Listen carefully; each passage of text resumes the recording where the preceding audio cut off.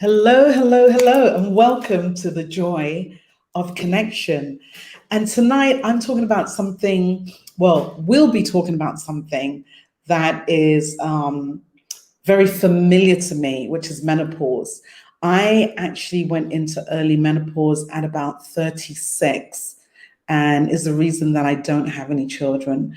So I've survived it.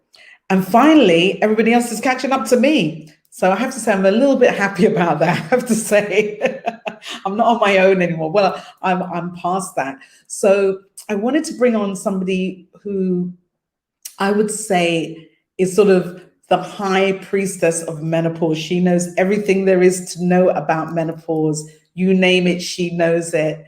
And she's really, really fabulous woman. So I won't hold this any longer. Without any further ado, I bring to the stage Pat Duckworth. Hi, Pat. Hi, I love that. The high priestess. I'm rocking that. I have to give you your dues. Because, I know that you know so much about it and you specialized in it. But we'll come back to that. I want to start with the juicy stuff so people can know a little bit more about Pat. So, Pat, tell us where you're from and where you live. So I was born in Braintree in Essex. That's just because my mum wasn't very well and she was in hospital there. But I was kind of brought up in Walthamstow in East London. Oh. And then I got married and we moved out here to North Hertfordshire, now South Cambridgeshire. So I live out in a little village in the countryside and it's lovely. And Pat, I don't think you knew this, but I'm from Tottenham originally. Do you know, neighbours? You tell people that you were born in or you lived in Walthamstow, there's always a connection to Walthamstow. It's one of those places. I remember going to the market when I was a kid with my dad. Wasn't there a market in Walthamstow? Yeah. It's that mile-long market. In fact, I was the Saturday girl in Boots the Chemist's in the High Street. Look at you. You might have come in there. I don't know. I think I was really small. I don't remember. But anyway, I digress. That's going to be bothering me now. I'm going to try and remember the name of the market. It doesn't have a special name. No, Walthamstow Market is just... Okay. Yeah. Let us know, but Pat should know.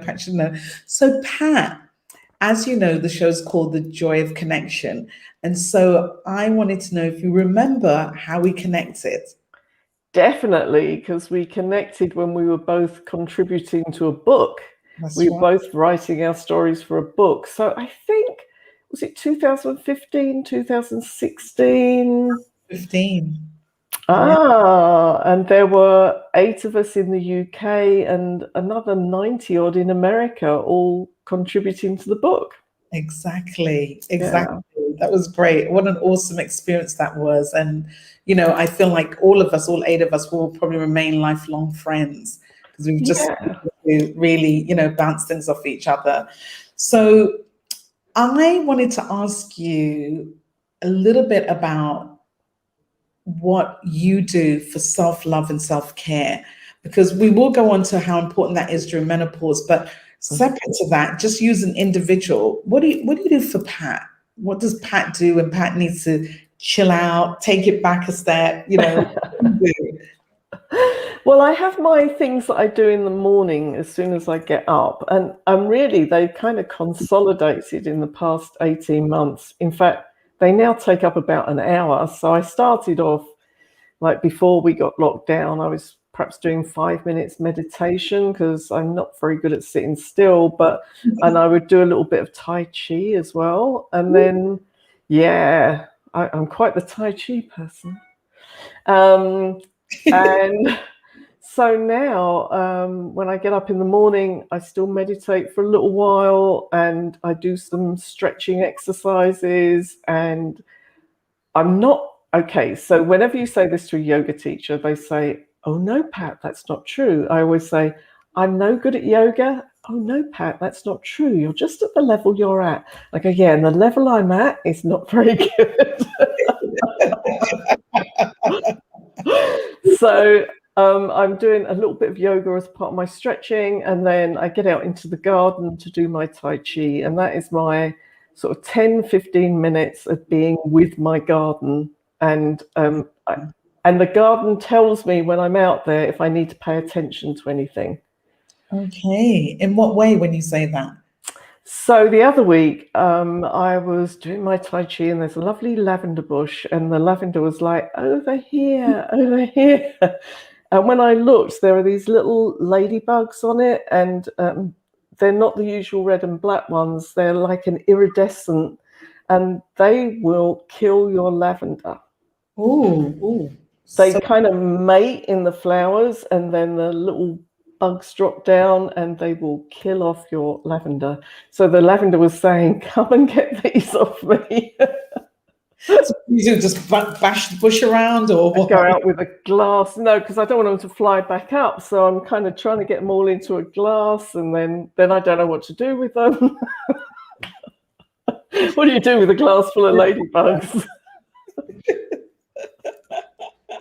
And tell me a little bit about Tai Chi. I mean, obviously, I was making fun about the movement, but is that movement about balancing your mind with your body and your equilibrium, or what is it really about? I know the term, but I honestly don't really know what Tai Chi is about. Yeah, so it is a martial art.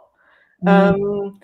I started learning it over 30 years ago, over 35 years ago. And I used to go to a class in London, and it was taught as a martial art, whereas in a lot of schools, it's taught as a meditation or a movement. But we were actually taught what all the movements meant in terms of what you were doing, like this is definitely punching, but there are other things that you do that look just quite slow and considered. They are all martial art moves. And Okay. it's about balancing your energy, quietening the mind. And so it has lots of different functions. I really love doing it. And somebody videoed me when I was 30 doing the form. So there are like warm-up exercises and then a sequence of movements. And somebody videoed me. And then a few years ago, when I thought I'd really like to do it again, I got the video out, and my 30-year-old self taught me how to do it. Okay. All right. How about that? Going back in time and learning lessons learned before. Yeah, Interesting. Or relearning lessons learned before. Wow. yeah. I love that. That's really positive. Okay. So, you have a family, you're a busy woman, you own your own business. Um, how did menopause become your business though? I mean, is that what you've always done? No, because I spent over 30 years working in the civil service, and I was a chartered surveyor. Okay. Oh, I used, really? I used to go around valuing property. And so, that was a very different career. And then I gradually moved up and became a manager, and then moved to the corporate side and was doing corporate risk management, corporate governance. And then walking to work one day, I was crying. I thought, Yeah. that's not a good sign. No. And I went home that evening and said to my husband, I'm not going to do this till I retire. I was 54, and I said, no, I can't carry on. And he said, well, fine, what do you want to do? And I said, I'd really been interested in neuro-linguistic programming, NLP, for years. I said, I'd really like to do a course in it while I'm still working, and then think where I go from there. And that's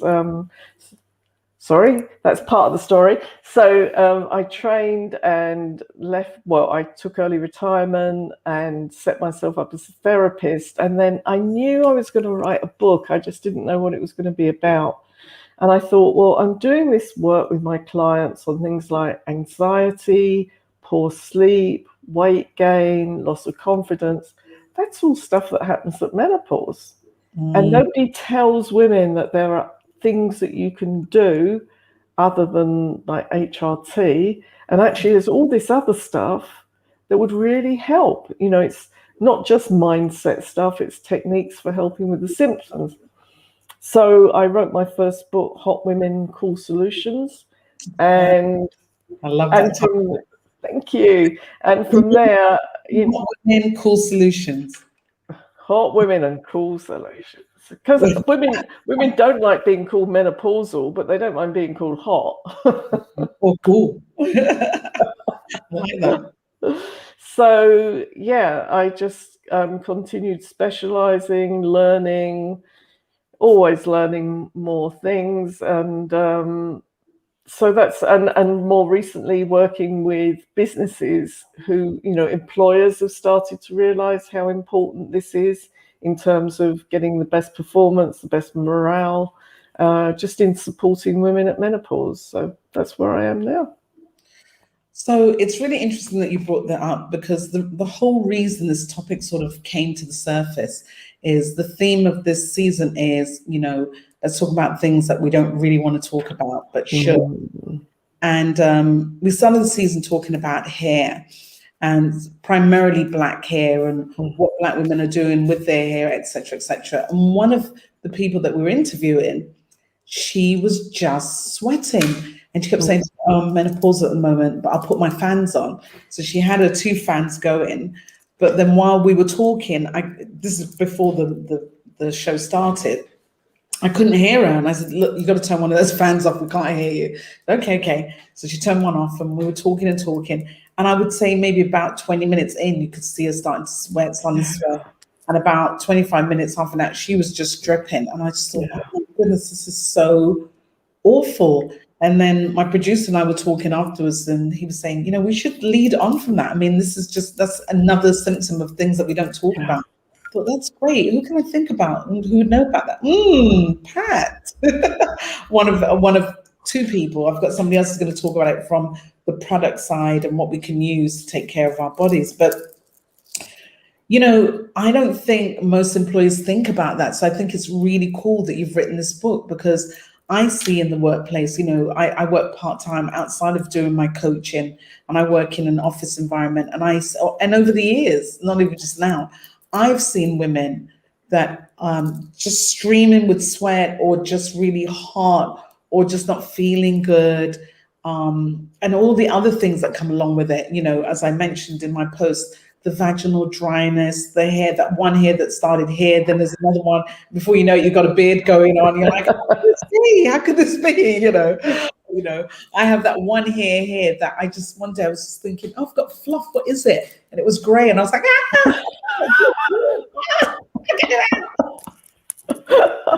She's fighting on the floor with myself, trying to get it out of my neck. And I was like, oh my God, it's all downhill from here, kind of thing.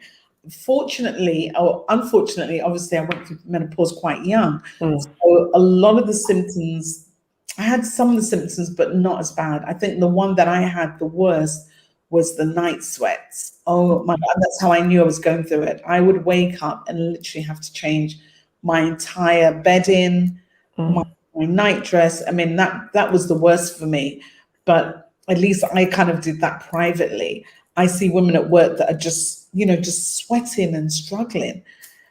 What are you saying to employers about this? What are you encouraging, or what's your conversation that you're having with them? It's a difficult conversation because sometimes the resistance comes from the women's side of, why do we want to talk about this? We're pointing up a problem. But I am so old that when I started work, there wasn't the Equal Pay Act. I started working in an insurance company where the women automatically earned 10% less than the men. Whatever grade you were at, if you were a woman, you earned 10% less. There was no maternity leave. Now, at the time that women started raising those issues and saying, well, why don't we get equal pay? Other women were going, oh, don't mention it because then we might not get employed. Oh, don't mention maternity leave or people won't want to employ us. No, we have to talk about these things, get them out there, because what I'm saying to employers is that the women that you've got, with a little bit of support, they could be giving so much more, because these are women with knowledge and experience. Most of them are very loyal to their companies because they've had maternity leave and they've been looked after. They want to stay there. They want to use it. And yet they don't feel very well. They don't feel they can talk about it. And astonishingly, 25% of women consider leaving their jobs because of menopause. Wow. Tell me that number one. 25%. And there are about 4 million women over 50 in the workplace at the moment. So you're talking 1 million women thinking, I can't do this. It's important stats there. Wow. So if you're an employer and it costs, if you were replacing a woman who earned £25,000 a year, it would cost you £25,000 to recruit somebody new. So you've paid out a year's salary before you've even started, and you didn't need to lose that woman in the first place. And she was already knowledgeable and experienced. In the first place, yeah. So as an employer, probably those women walk out of your company without you understanding why. They just, I don't even know what they say. But if they have an exit interview, I bet they don't say it's because of my menopause. Yeah, I'm sure they don't know. So the employers don't know. Yeah. Okay. Valid point. And so, but would you think that maybe a lot of women don't say anything because most of the employers are men and they feel like they wouldn't understand anyway? I wish I could say that was the only problem, but women aren't sympathetic with other women. So for some, it might be you've got a younger line manager who's a woman and you don't feel comfortable telling her. Or it could be that there's an older woman and she went through menopause and she didn't have a problem and she doesn't see what your problem is. Right. We can't say. Sometimes the men are great allies because they've got a partner at home and they're going, oh, I know about this. Yes. So we can't say it's just about the men, but there was a survey, I think it was done by a PR magazine, on do you feel comfortable talking to your manager about menopause? And massively no. And the reasons why were things like, well, it feels too personal, or he wouldn't understand, or this is not an issue that's a workplace issue. There were a whole bunch of reasons why women didn't think that they would talk to their manager about it. That reminds me of when I lived in New York, I used to have a few great male managers, but one in particular, if I wanted to leave early, I'd just say to him, oh, I'm getting my pick. He's like, it's okay. Yeah, see you tomorrow. I couldn't even get the words out. Like, yes, I can leave early tonight. Well, I've done work with Cheshire Fire Service, and you might think, a fire service, surely that's a lot of men. And of course there are a lot of men, but there's a lot of women back office staff as well. And their chief fire officer, I absolutely love, because he turned up at a session that I was delivering and he had a T-shirt that said, ask me about menopause. Oh, wow. Radical. That's the chief fire officer. So all of his firefighters are thinking, okay, perhaps we can talk about it, you know. And of course, he's got female firefighters as well, and he's thinking, what can he do to make their lives better? I mean, even though they've got those massive hoses that they could use, you know, there are very practical things like adjusting their uniforms. Yeah. Okay. Do they need to carry extra equipment in the fire appliances, like, you know, extra sanitary wear or an extra pair of trousers, or, you know, really practical stuff, Yeah. not costing the fire service a lot, but it's showing that they're caring about the women. Absolutely. And we've got one of our guests here who's watching, saying that menopause needs more recognition, awareness, and publicity. It is a huge workplace issue. And that's exactly what you're saying. And, you know, to lend to that, I wanted to ask you, would you say, and this may not be your specialty, so I'm just asking, but are there certain fibers that we should be wearing or not wearing? Is there clothing that agitates it, or you know, the hot flashes, or just making you feel uncomfortable? I mean, I would assume if it's not cotton, but I'm just asking the question. So what will make it worse is the man-made fibers, because they hold the sweat in and they make you hotter. So natural fibers, you know, like bamboo fibers or cotton or even wool, breathes more than man-made fibers do, and you can get special clothing like underclothing for menopause that has wicking, so it helps to get the sweat away from your body. This doesn't sound great, I can tell you ladies, honestly. It's not as bad as this, and a lot of women sail through and don't have to go and buy a big pair of bamboo knickers or whatever. But you know, there are products out there, and I think a lot of women adjust their wardrobes. I know I did, you know, I stopped wearing things that were too tight on my arms or came up around my neck, because you're just holding the heat into your body. And at times you just need to roll your sleeves up and, you know, get some air on the pulse points on your arms, just to help you to cool down quickly. And we're going to talk more about it next week, but are there any things that you should or shouldn't eat, or products, you know, vitamins or anything that you should be taking that you can share with the audience and let them know? Yeah, so it's about understanding what triggers your symptoms. So if you get hot flashes, there may and night sweats, it can be something you're eating or drinking that's triggering it. So it's worth keeping a bit of a journal, because I can give you some general ideas, like, I'm afraid, ladies, alcohol, it will trigger hot flashes. But Sweet definitely used to happen to me. sweet drinks, you know, the cans of drink, you know, if it's very sweet, the sugar is going to trigger you. So sugar generally heats your system up, puts you on that roller coaster, and so avoiding added sugar things. Red meat is one for me. If I eat beef, I can pretty much bet that that evening or that night I'm going to get really hot, because digesting red meat can really heat your system up. Another one that I don't like talking about, chocolate. I'm always going to take the risk with chocolate. I think most of us are. Yeah. Because dark chocolate is so good for you. I have to have it for my health, you know, it's prescription.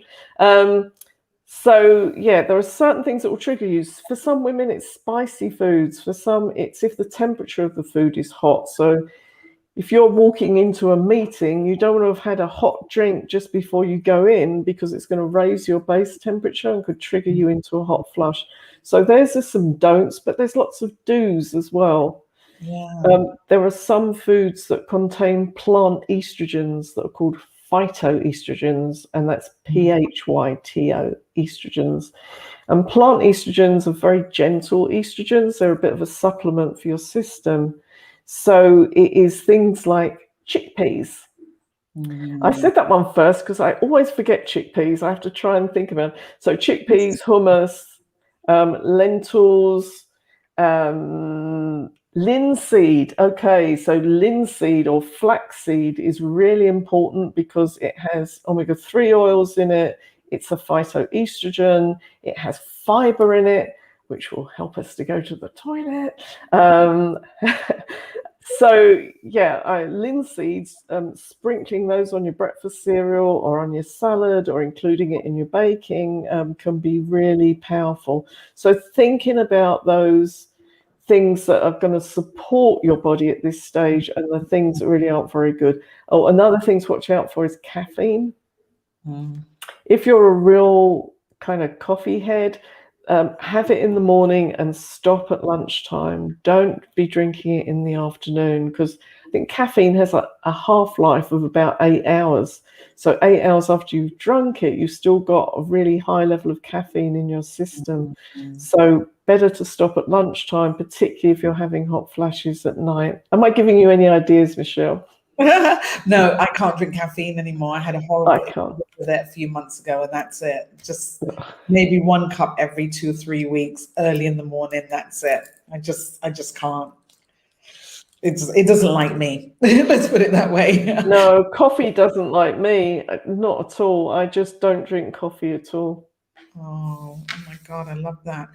Well, I don't know if you know, but I also use and sell doTERRA oils, and they have phytoestrogens as well, that women use it and they rave about it. Unfortunately, when all these things came to fruition, I need them, so I can't speak to it personally, but everybody I know that uses them swears by them. So yeah, I think it's plant estrogen as well. I'd have to. Well, yeah, I mean, lavender oil, and you always have to check that you're not allergic to oils, because we think of them as these gentle little things, but they're very powerful. And some people are allergic to lavender. But lavender oil, very soothing, very cooling. If you can have some on your pillow, or put some in the water when you're having a wash at night, it can be very anti-inflammatory. Yeah, and another great oil is frankincense. Just put in a drop of it. At least that's what we do with doTERRA, on the roof of your mouth. Excuse me, right in the roof every morning. Also really helps as well. So that's another great tip. I mean, I think at the end of the day, you have to figure out what works for you. These are all options, but not necessarily all will work for you. So you figure out what works well for you. Wow. Yeah. So tell me, I mean, I think, we now live in a society where we're a lot more comfortable talking about these kind of things, which are our bodies, our lives. But, I think that, is it fair to say that there's a certain amount of maybe shame, or I don't know if there was really shame, but embarrassment is probably a better word, embarrassment around menopause and going into menopause, because I think that for a lot of women, it means the end of their youth in their minds, and maybe the end of their sex life in their minds, and the end of many things that have been joyful. I would discredit all of those. It hasn't had any of those effects on me. But, I believe a lot of women think, oh my God, if I'm going into menopause, oh my God, it must mean this, it must mean that. What do you say to women that come and sort of probably whisper in your ear, well, I'm almost there, or I think I might be going through it? What do you say to women that are afraid of menopause, or afraid to talk about it, or don't really want to deal with it because that's what you get when you're old, that kind of thing? What do you sort of say to them? Yes, I'd say there's some grief around it. For some women more than others. So for some women, there's a question there of identity, who you think you are. And identity is so powerful in our heads. And if you have this really strong identity as, sex goddess, yeah, obviously. But there's something about being reproductive and our monthly cycles that feels quite juicy for some women. Other women, can't wait for it to be over. Sooner this comes, the better. Get on with my life. Don't have to deal with monthly periods.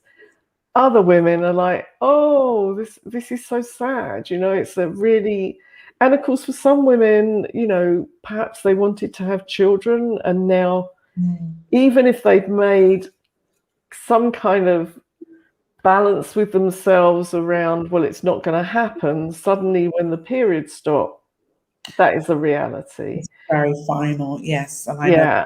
I experienced that. Yeah, So there absolutely. can be a real grief around it. And so I get that. So it's partly like validating the experience. Yeah, that does feel icky, but it's really about being on the other side of it. It's like, you know, if there's this chasm of menopause and it is just a transition, if Yeah. they're here and I'm there, I'm kind of saying, look, it's okay. You know? Let's look forward to. You know, this is an opportunity. This time of life is an incredible opportunity where many women realize that the clock is ticking and they want to do something different with their lives. And this is the opportunity to use all of that experience that they've gained, not just at work, but through their lives, to do the thing they feel passionate about. Lots of women do that. You know, they change their career, they change the path they were on because they've had that wake up call. Yeah, yeah. And I saw a homeopath about, do you know, I've lost all track of time since we went into lockdown, but I think it was about 2 years ago. And I'd met him first at networking, and he said to me, do you still do the menopause stuff, Pat? And I said, yeah. He said, I really envy women their menopause. I thought, okay. He said, it's you just get to reset. And I thought, yeah, you do. You get that opportunity to go, right, what was it I wanted to do? Yeah. And do you think that's part of, you know, for men, we would say they have the midlife crisis. And for women, you know, going into menopause or post-menopause, isn't we start looking at life a little differently and thinking about, well, what can I do next? I've done all this, or maybe I made these mistakes, or maybe I thought I was going to do this or that, and now I'm just looking at life completely differently. Is that sort of what you hear from women? Yeah, I do. I do, because for some women it's a career change. For other women, suddenly they take up a cause or they do something for the community or they become more political. Because I also think there's something about getting to this stage in life. I'm not going to say this age, but this stage Oh, where you start to not care what other people think. hallelujah. And that is fabulous. You know, in those early stages of life, it's constantly worrying, are they going to think this about me? Are they going to think that about me? And then you get to this age and you go, do you know what? I don't care. That's big. I love it. I love it. Wow, that's really powerful to know though. And you know, when I think about menopause, or at least when I was younger, I thought somebody who was menopausal was always going to be about 60 years old. Now I'm hearing women are becoming younger and younger. What's been your experience? Well, I think it's just that recognition of the difference between menopause, which is just one day when your periods stop, and the official definition of menopause is the year after your last period. Oh, Because really? you don't know it was your last period until a year later. And I can definitely say that because I thought I'd had my last period and a year later I had another one. So Okay. Yeah. probably too much information there, but It's a good. so yeah, you know, that's the official definition. So what we normally think of as menopause, as this whole stage, actually that's perimenopause. It's the time before and after. Now you can start getting symptoms in your early 40s Hmm. and you don't make the connection because you think, well, I'm only in my early 40s, so Yeah. this can't be menopause. You might even not even have that thought. You just think, why am I not sleeping so well? Why are my joints aching? Why is my skin drier? You know, why is sex not as good as it was? You know, and Yeah. you're not thinking this is because you're too young. No, you're not too young because your hormone levels were going down from your 30s. Mm. And it's just that they're accelerating. So the more we get informed about what perimenopause is, what you might experience 10 years before your periods start, the better it will be, because then when this stuff happens, you go, okay, I think I know what this is. Yes. It's not I'm so ready. not so frightening then. Yeah. I remember being told to go and get my FSH levels checked, and I don't really remember now because it was a while ago. But I remember that I think the number had to be over 7 or something. I don't remember, Yeah. and mine was like 2, and I was just like, "What?" It was way below what it should have been. So that was a bit of Well, a, see, what happens is, because people say, "Oh, how do I know when I'm going into menopause?" I always think, I'm not sure I'd do a test. You're getting older, you're going to go through menopause. But, so FSH, follicle stimulating hormone, when you're going into menopause, actually that level gets higher. Oh, so then it was the other way around then. Okay. Yeah, the level gets high because your body is trying to release, it's trying to stimulate the follicles to release the eggs. But there may not be any more eggs. Right. So the FSH tends to get high and your estrogen levels are getting lower. But it's not straightforward, because just as you were having cycles when you were having periods, you're still going through cycles as you go into your menopause. So your levels of the hormones are going up and down all the time. If you see a diagram, it's normally, this lovely gentle curve. It's not like that. It's going up and down. So you could be tested one day and your estrogen level could be in the normal range. The next day it's way low. So would that fluctuation explain the symptoms that women are feeling? Feeling really hot, maybe feeling angry, maybe, the stimulation of extra hair growing, things like that. Yeah, it's, all of this hormonal change. Estrogen's a really powerful hormone. It's not just about reproduction. It actually takes part in about 300 processes in the body. Wow. So once our level of estrogen is going down, it's not just affecting our reproduction, it's affecting our brain, our weight, our ability to process food, it's affecting our skin, it's affecting our bones. So many processes that estrogen is a part of.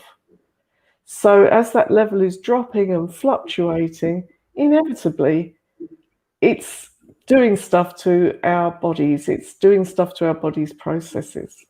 Yeah. And, you just reminded me, because I used to have to take a bone density scan every year. And because I went into menopause so young, it was, it wasn't really not expected. And so that was a really important one. And then I remember that they were throwing around HRT, you should take it, you should take it. And I did try it for about 3 months and I absolutely hated it.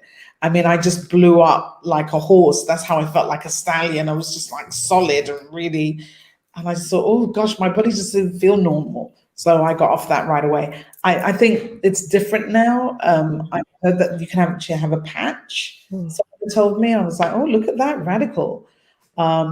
There's lots of different ways now that you can, there's different formulations of HRT, estrogen only, estrogen and progesterone, and then you've got tablets, patches, creams, vaginal rings, pessaries. Depending on where you're experiencing the symptoms, then there will be a different form for you, and different levels of different dosages. So I'm not a doctor, but what I say to women is, there was the big scare around HRT in the early 2000s because of the World Health Initiative report that made the link between HRT and breast cancer. And there is an increased risk, but it's a very small increased risk. Okay. And it's about, is it right for you? Is it what you want to take? So I advocate learning about it, understanding the benefits, understanding the risks, talking to your medical practitioner about it. And because there are all these different varieties of it, the first one you're given may not be the one that's right for you. Just like the pill. So if you want to stick with it, you're probably going to have to go back and say, no, this isn't working. Can we try something else? It's so important to advocate for yourself and to be willing to really ask questions. And of course, you can only do that when you know a little bit about it. So, yeah, it's important to do your learning first, I think. And, after HRT, I went on to use bioidentical hormones, which I hear are quite popular now. But when I did it, it was extremely expensive. And I went to a specialist and paid a lot of money. But guess what? I just went through menopause in a really beautiful way. So I did have some, bumps in the road, but for the most part, it was great. That was a choice that I made. And like you said, there are lots of options. So that's really, really good to know that it's not just one thing. But if one wants to educate themselves about it, they have, I suspect I might be beginning menopause, but I don't really know. My periods are coming infrequently, but I'm also stressed out about, the job or the husband or the kids or something. What might one do to educate yourself to learn more? You should get my book. Right, let's talk about that book. What's the book called again? Do we have that producer to flash across the screen? Just point. Oh no, it's the other way. Hot Women Cool Solutions. We do this on both sides. Yeah, I mean, there are books out there. When you buy a book, you always have to be aware that whoever's written the book had a certain bias to what they were talking about, except me, of course. I'm completely unbiased. Yes. But there are some books who will really, like, if you don't take HRT, you must be mad because it does all of this stuff. If you don't take bioidentical, you've got to be bonkers because this is the thing. If you don't just eat sprouted beans, you're wrong. There's so many ways we make each other wrong when in fact it's about finding out what works for you. And there's a lot more information out there about menopause. Actually, there's a couple of good TED Talks. Do you look at TED.com? Yeah. Okay, if you just go to TED.com and type in the word menopause, and there are 3 talks that I can think of straight away. One is by Jen Gunter, Gunter, and she just talks like the basics of menopause. And then there is Dr. Lisa Mosconi, who talks about how the changes in hormones affect your brain function. That's a bit of a scary one. Yeah. You might, if you watch that one, watch it all the way through. Don't get scared halfway through and stop watching, because she tells you more stuff as you go on. So that's quite important. And there's another one whose name has just gone out of my brain, but she talks about the whole menopause in the workplace. And of course, you can just join my Smarter Menopause group. That's great. And where do we find your group? Is it on Facebook or? It is on Facebook. I've made it a private group. So it is about asking to join. Because I want women to feel safe in that group. I don't want them to think just anybody is coming in, because this is personal stuff, and I want women to be able to ask for whatever they want. So there it is under group Smarter Menopause, ask to join, and I will let you in. And I post up latest information in that, anything that I'm seeing, videos, always put a joke in on a Friday. Perhaps I should make Monday joke day, I don't know. Get ready for the weekend. Pat, this has been really, really important and really interesting. And, I think we could ask a lot more questions, but I think this is really great. And I'm definitely going to check out your book. I think it's a really important one, especially for a lot of younger women that aren't even aware or are afraid. Because I think sometimes people don't seek help because they just don't want to deal with it. And that's with any kind of particular ailment. But, I think this is a really important topic, and I'm so proud of you that you're still continuing to venture on with it. And you also have a radio show. So do you talk about it on the radio show, or is your radio show about something else? No, my radio show is called Hot Women Rock, and it's empowering women leaders at menopause. So there's 2 parts of that. I interview empowering women leaders, and I'm empowering women leaders.